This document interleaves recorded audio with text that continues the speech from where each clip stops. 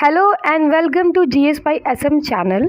Modern history का हमारा आज का टॉपिक है East India Company and Bengal.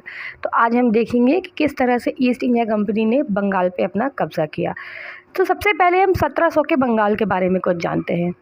1700 का जो बंगाल था उसमें बिहार, वेस्ट बंगाल, उड़ीसा और बांग्लादेश का पूरा एरिया आता था। इसीलिए उस टाइम का बंगाल काफ़ी बड़ा था और ईस्ट इंडिया कंपनी के लिए बहुत ही इम्पोर्टेंट भी। Aurangzeb sent Murshid Quli Khan to Bengal as diwan in 1700 CE। Aurangzeb ने मुर्शीद कुली खान को बंगाल का दीवान बनाकर भेजा। जो मुर्शीद कुली खान थे, he was last governor appointed by Mughal emperor and he transferred his capital from Dhaka to Murshidabad in 1704। Murshid Quli Khan आखिरी गवर्नर थे मुगल्स के द्वारा जो बंगाल के लिए अपॉइंट किए गए थे और इन्होंने अपना कैपिटल ढाका से मुर्शिदाबाद शिफ्ट कर दिया। मुर्शीद कुली खान के बाद और भी कई लोग बंगाल के गवर्नर बने। मुर्शीद कुली खान के बाद आए थे शुजा उद्दीन मोहम्मद खान और उसके बाद सरफराज खान। सरफराज खान काफ़ी कमज़ोर थे जिसकी वजह से अलीवर्दी खान ने उनकी हत्या कर दी और अलीवर्दी खान बंगाल पे रूल करने लगे। अलीवर्दी खान का रूल बंगाल में 1756 तक था। उसके बाद सिराजुद्दीन दौला बने 1756-57 तक के लिए। सिराजुद्दीन दौला ने फोर्ट विलियम्स पे अटैक किया। उस टाइम वहाँ पे कुछ जो ब्रिटिशर्स सैनिक थे वो तो भाग गए, लेकिन 146 इंग्लिशमैन को इन्होंने कैप्चर कर लिया जिसमें औरतें और बच्चे भी थी। फिर इन्होंने इसी फोर्ट विलियम्स में इन सबको बंद कर दिया। जब नेक्स्ट डे दरवाज़ा खुला तो इसमें सिर्फ 23 लोग बचे और बाकी लोग की डेथ हो गई थी ड्यू टू सफोकेशन। इस इंसिडेंट को हिस्ट्री में ब्लैक होल इंसिडेंट बोला गया। अब जो बचे हुए सैनिक थे, जो ईस्ट इंडिया कंपनी के एम्प्लॉयज़ थे, उन्होंने रॉबर्ट क्लाइव को मैसेज भेजा बंगाल में। यहीं पे हम रॉबर्ट क्लाइव के बारे में कुछ पॉइंट जान लेते हैं। ये प्रीवियस ईयर्स में पूछा गया है। Robert Clive is founder of British Empire in India. इन्हें founder of British Empire in India कहा जाता है और इसके साथ ही साथ हेवन बॉडी जनरल भी कहा जाता है।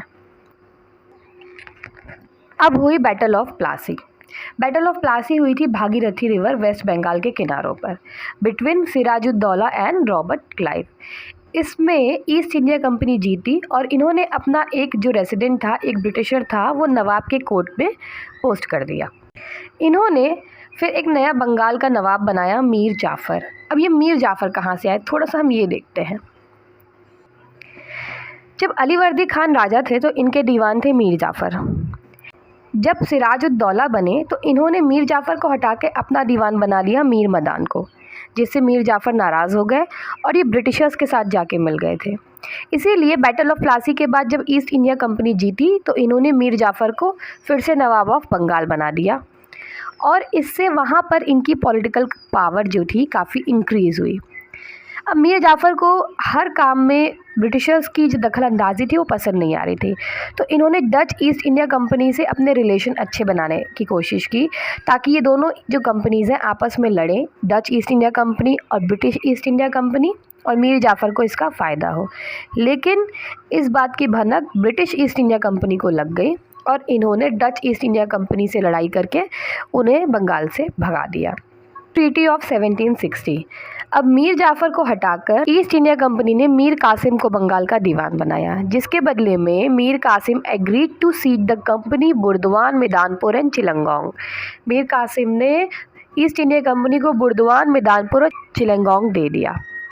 मीर कासिम भी ईस्ट इंडिया कंपनी से कुछ टाइम के बाद परेशान हो गया क्योंकि उसे हर काम उनके अकॉर्डिंग ही करना पड़ता था। तो उसने ब्रिटिश ईस्ट इंडिया कंपनी से दूरी बनाने के लिए अपने कैपिटल को मुर्शिदाबाद से मुंगेर इन बिहार शिफ्ट कर दिया।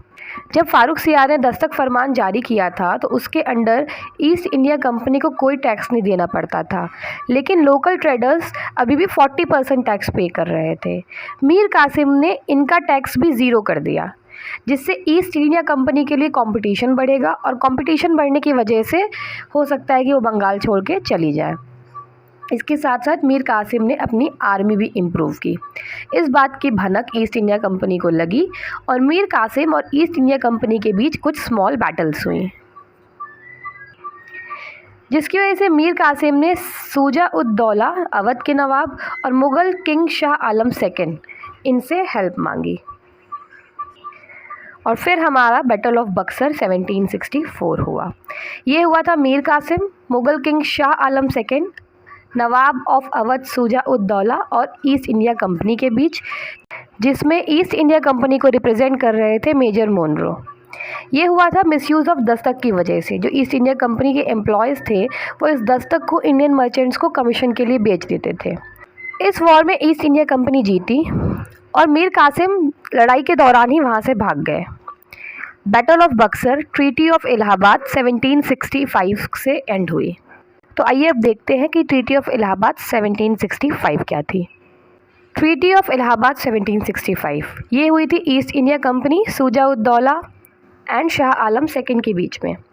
ईस्ट इंडिया कंपनी ने शुजा उद दौला से कोरा और इलाहाबाद ले लिया और उसकी सारी प्रॉपर्टी पे कंट्रोल कर लिया और इनको इसके बदले में 50 लाख रुपए दिए।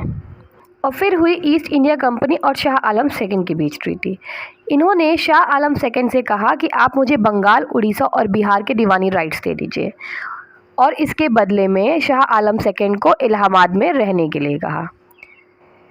This led to dual government in Bengal. इसकी वजह से बंगाल में ड्यूल गवर्नमेंट आई। ड्यूल गवर्नमेंट क्या थी? एक ही टाइम पे ईस्ट इंडिया कंपनी और नवाब दोनों का शासन वहाँ पे हो रहा था। अब इस ड्यूल गवर्नमेंट इन बंगाल को हम अपने नेक्स्ट वीडियो में कवर करेंगे। Thank you and please like, share and subscribe.